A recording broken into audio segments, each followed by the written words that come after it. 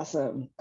Um, so what is ringworm? It's a common, very common skin infection caused by a group of fungus.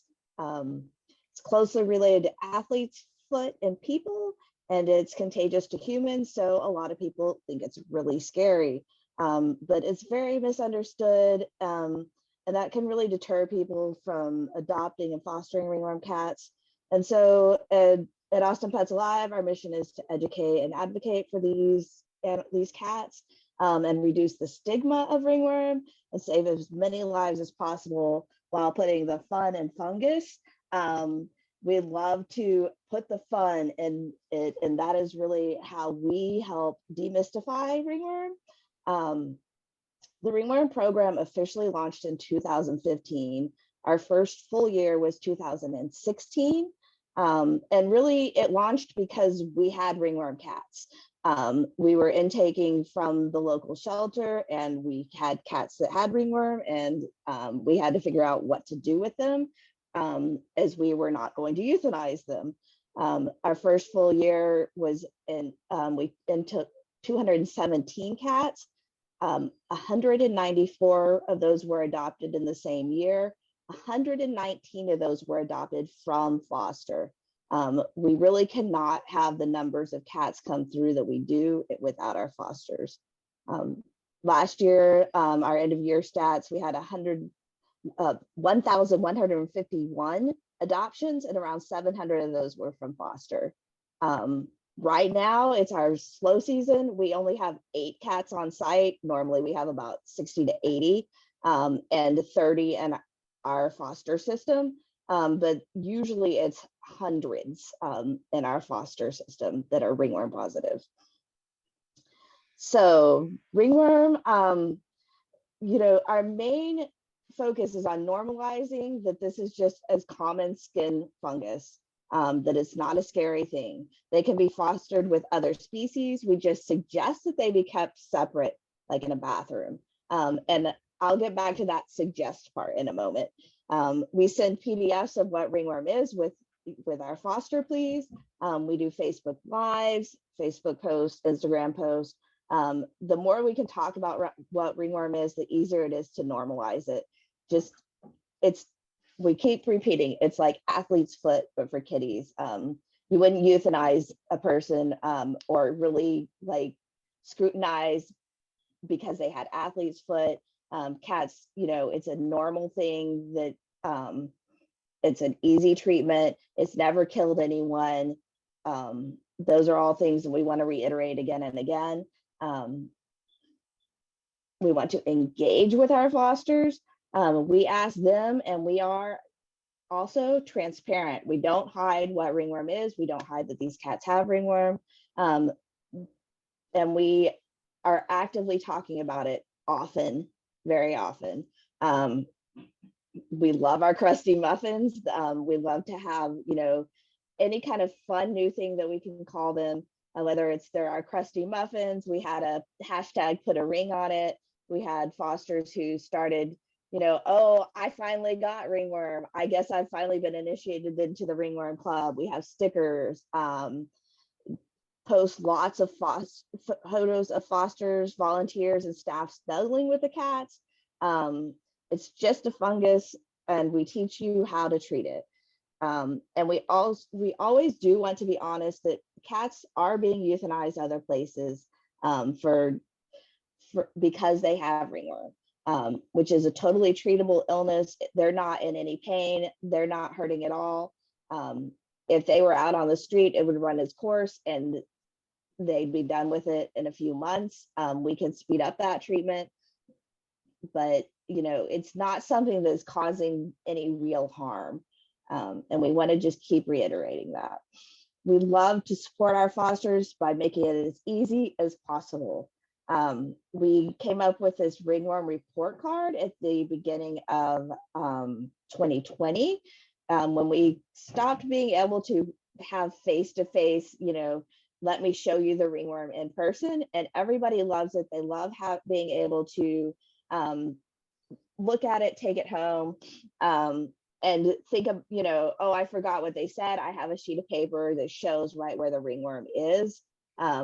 we always keep it up to date with their weight, any medical information as well. We have our foster handoff sheets that we do for every single cat that's going out to foster, just to make it as easy as possible. Here's their name, their ID number, their age. You know, do they need to come back and be spayed and neutered? Are they on any treatments right now? All these things just make it a little easier to take that cat, you know, at the handoff. Yes. We'll put up the email at the end of the presentation and you can email me for it. Other ways we support our fosters: dip days, twice a week, totally run by volunteers. We have our volunteers can come in and have their cats dipped. Our fosters can come in and have their cats dipped by our volunteers. We do this by appointments. We have done it by drop-in before, just depending on how many cats we're trying to serve. And it makes it easy. If they don't want to treat it at home because lime sulfur dip is stinky or it messes up their sink or whatever, they can come in and have that service for free. That way we can serve more than twice as many cats, you know, that are in our foster systems. They're not here on site. We don't have to worry about them day to day. They just come in for a few minutes, get that dip and head back out. We have a Facebook group. It helps to have those everyday normal people just like you to show that anyone can foster these kitties. We have some superstars that have been fosters for years that are part of that group, and really they pretty much run the group. I'm there, I make sure everything's running well, but when somebody pops up with a question, those are the people who are there to answer that. The everyday in your home questions are those few fosters who have done it for a long time and really have that experience. But it did take some time to build that up. Retaining them, we again thank them loud and often. Every time I see a foster, somebody's picking up new foster kittens, bringing them in for a dip or an exam, I just profusely thank them, tell them I'm so glad to see them. I'm developing relationships with them. There's those people who I now know. If I have a surprise group of kittens pop up with ringworm, I can email them and they'll probably be able to come and take them to foster within a day or so. Make it easy to keep, and they'll keep on coming back. But all those little things that we do to make it easier for the fosters, they're going to keep coming back. If I can provide, anything extra while we're doing those dips, make sure that they have their shots done, or give them a quick exam. If they need to pick up some medications from the clinic, make sure that they can do that at the same time. Anything that we can do to help make it a little bit easier. And then being flexible when possible. A lot of our stuff is done by appointment, but one of the things that I reiterate with all my fosters, if the appointments don't work, please just email me. We'll make something work for you. Because if I'm not having to take care of those cats in the shelter, then that gives me more time to do so many other things. So, I'll work with you to make sure that you can get the things that you need when you need them.